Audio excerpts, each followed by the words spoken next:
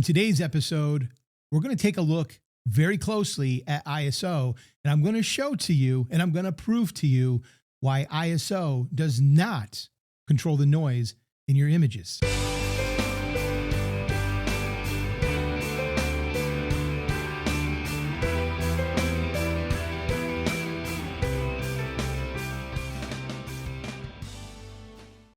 Hey everyone, welcome into Magnolia Photography SC. I'm Jeff House, wildlife photographer in Charleston, South Carolina. That's right, you heard me. We're going to be talking about ISO today, and I'm going to show you and prove to you once again why ISO does not dictate how much noise is going to be in your images. Now, admittedly, I put out a video very similar to this several weeks ago, but I got a lot of pushback on ISO when it came to my teleconverter video. I had people saying all sorts of things, right?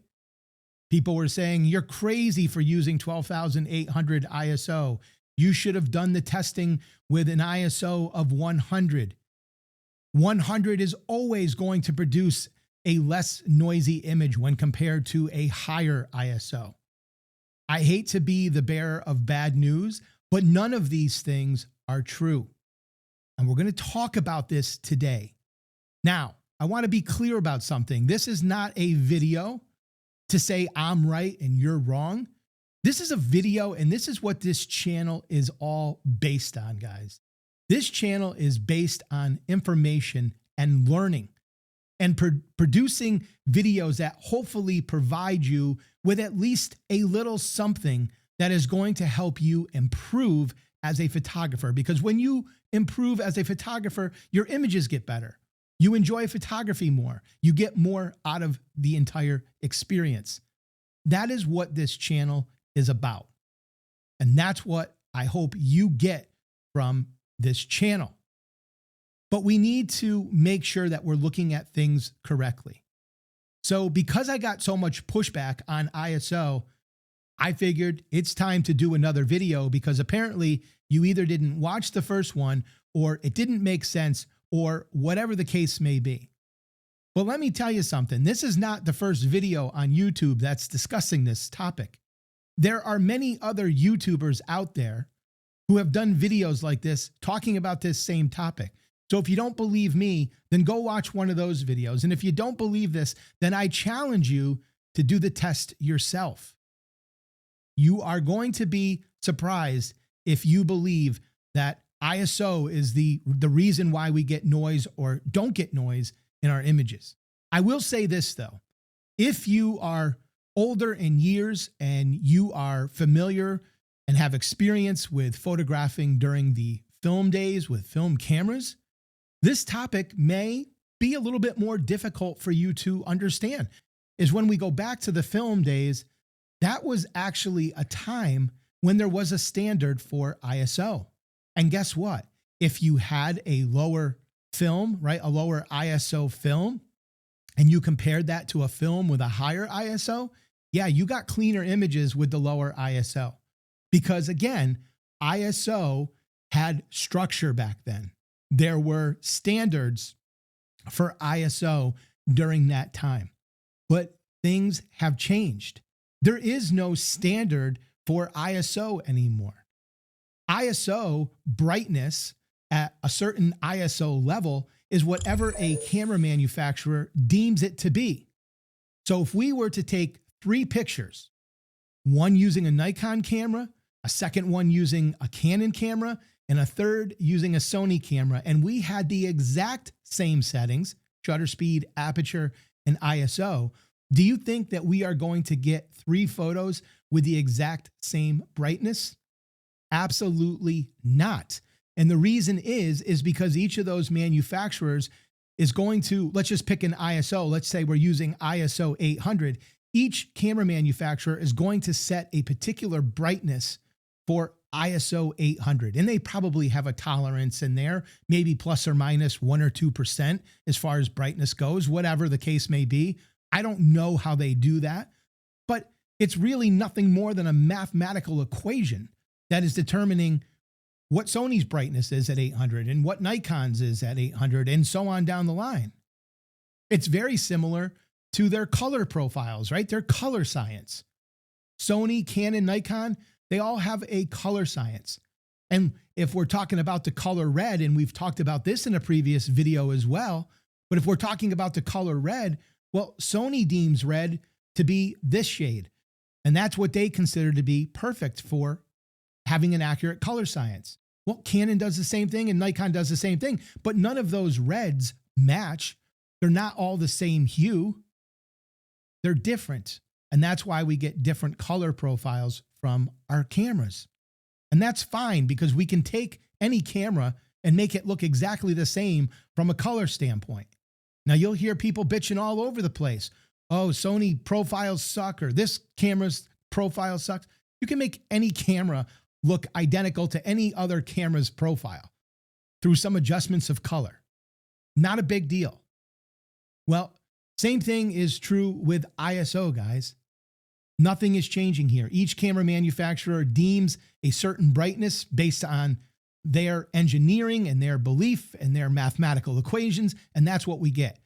Now, what I'm going to do today is I'm going to do a little test. I'm going to take 3 pictures with my Sony a7R5 and my Sony A1, and we're just going to, I did 3 pictures at varying ISOs. I did one, I think, at 100, ISO 100, ISO 3200, and ISO 12800. I just wanted to really give a wide range of ISO values. The shutter speed and aperture will be the same for the pictures between the Sony A1 and the A7R5 so that we're comparing apples to apples. But I just want to see, is there a difference in brightness? And we'll take a look at that. We're also going to take a look at some examples of what controls noise in our images. And you already know the answer. It's not ISO. We're going to take a look at an ISO 100 compared to an ISO 6400. If you believe that ISO dictates how much noise is in our photos, well, then you're going to be severely disappointed when you see that the ISO profiles don't change at all between those two ISOs. And if it controls it, it should. ISO 6400 should have way more noise in it than ISO 100. All right. So with all that being said, we're going to jump right in now and we're going to get to our pictures so that we can actually take a look at this. And the first thing that we're going to look at is ISO brightness. So let's take a look at this. If I do the first comparison here, you can see I've got everything labeled in the upper left-hand corner, and the yellow line here separates our images, right?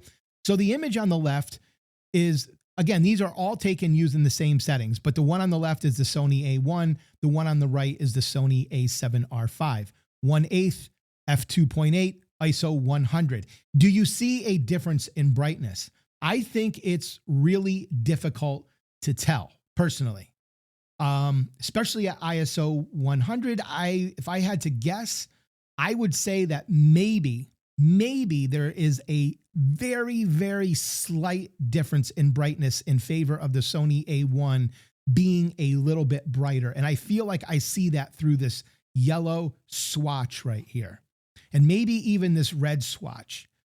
But I think it is so close that it's really splitting hairs here to say one is brighter over the other. But that is what my eyes see looking at these two swatches. So for argument's sake, we'll just say it's pretty equal, maybe just a slight difference in brightness with the Sony A1, and we'll close that one out. Let's look at the next one. All we did here was go to a shutter speed of 1/200 in both photos, f2.8 in both photos, and ISO 3200. And the reason that I changed the shutter speed, guys, is because I wanted to control the brightness of the image. I was just getting all of these photos based on the ISO setting, just getting them all to be 0 on my camera's light meter, right? So that we had a nice balanced exposure.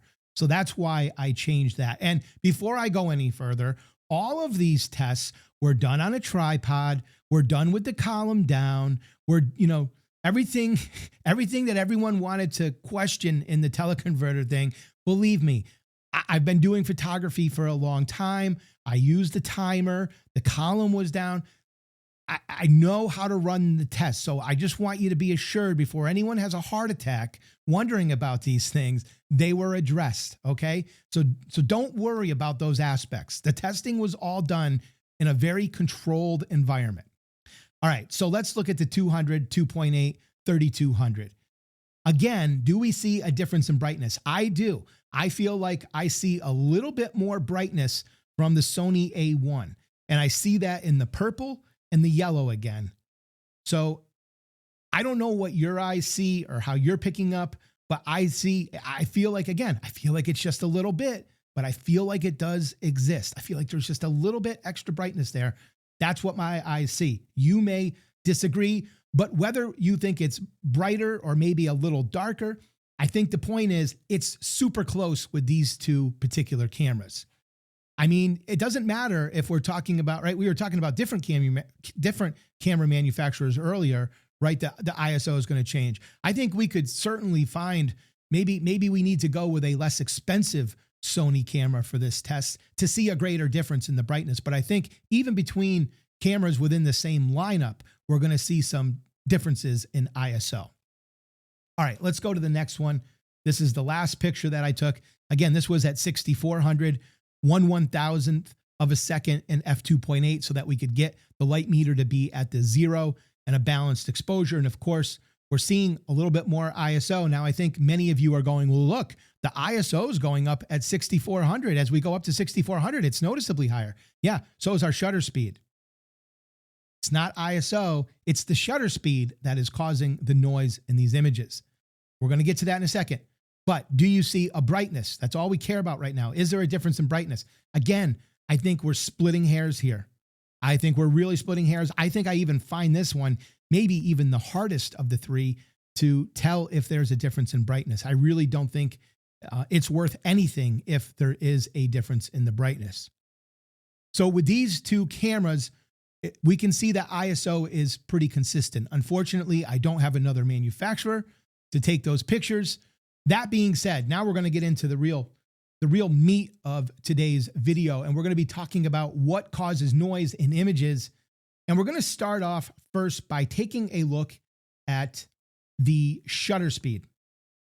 So what I mean by that, when I say that, and this will open up in a second, is you can go to the top left here and you can see that here are the settings for the picture on the left. Here are the settings for the picture on the right. We have 1/8 of a shutter speed with an aperture of 2.8. By the way, this was my Sony A1 camera, and I was using the Sony 85mm lens for this testing indoors. All right, so we have 1.8 with f2.8 and ISO 100. Here we have a shutter speed of 1/250 with f2.8, and again, ISO 100. I don't know about you, but it's clear to tell, especially if you look at these darker colored squares, it is clear to tell I can see more noise on the image in the right. Well, if ISO controls our noise and we have the same ISO values, why is there more noise on the image in the right? Because ISO doesn't control it, guys. Shutter speed controls it. The shutter speed, 1/250 compared to 1/8, is much faster, obviously, and letting in a lot less light. And that is the killer of noise. Or I should really say that is the killer for creating noise, is lack of light. That is what we are ultimately doing with our settings, is controlling how much light is coming into the camera sensor. When we limit the light coming into the camera sensor, we get the image on the right. We get a noisier image. That's shutter speed. Now we're going to go to aperture. What happens when we change the aperture? We got 1/8 of a shutter speed, both photos. Photo on the left is 2.8. Photo on the right is f16. We are killing the light again, right? Because we're adding a lot of depth of field to the f16 image. ISO is 100 again. We look at these darker squares again, more noise on the image on the right, because we are once again killing light with our aperture setting. The only thing changing is aperture, and we can see when we close down the aperture, we get more noise, period. We're going to the last image. This is ISO changing.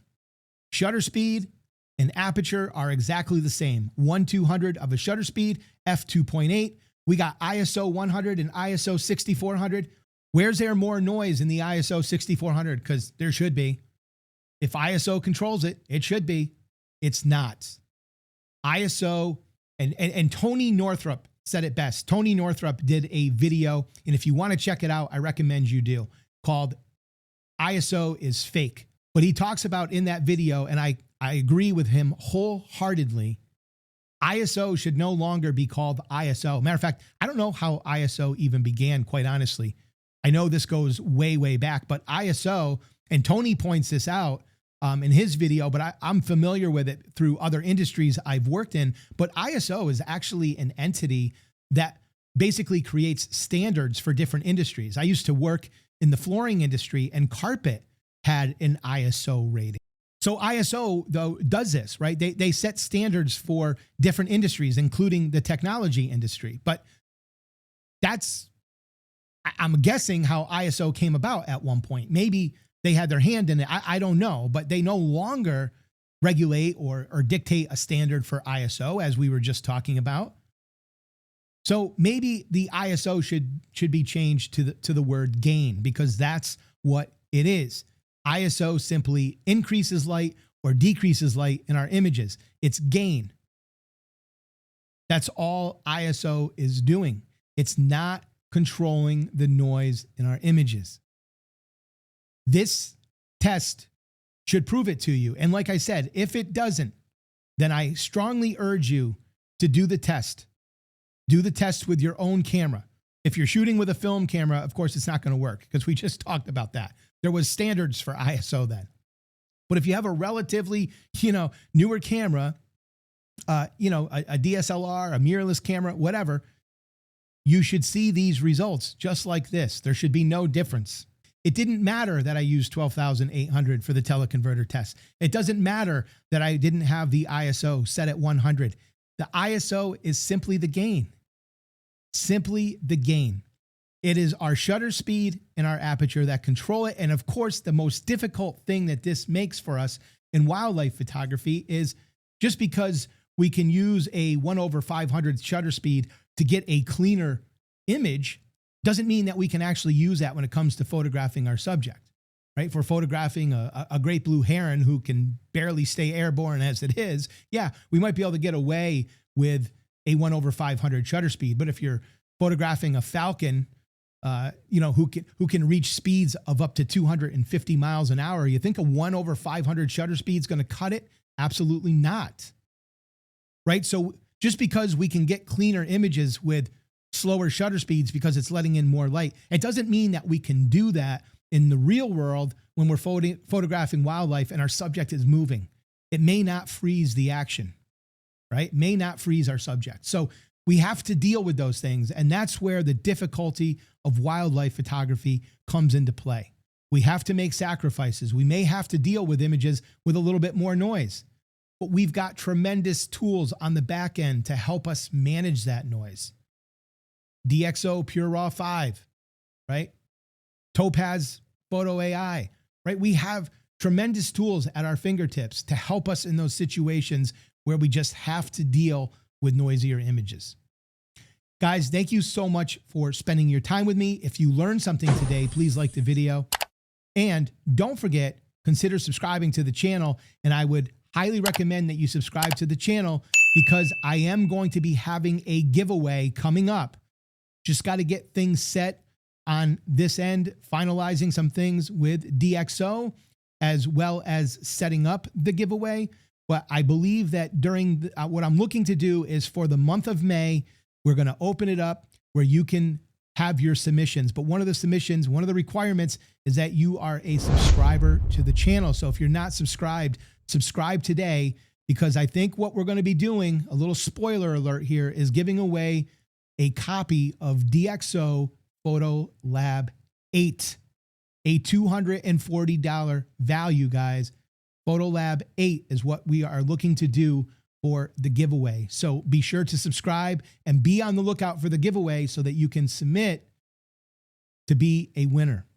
All right, guys, that's it for today. Hope you learned something. Take care.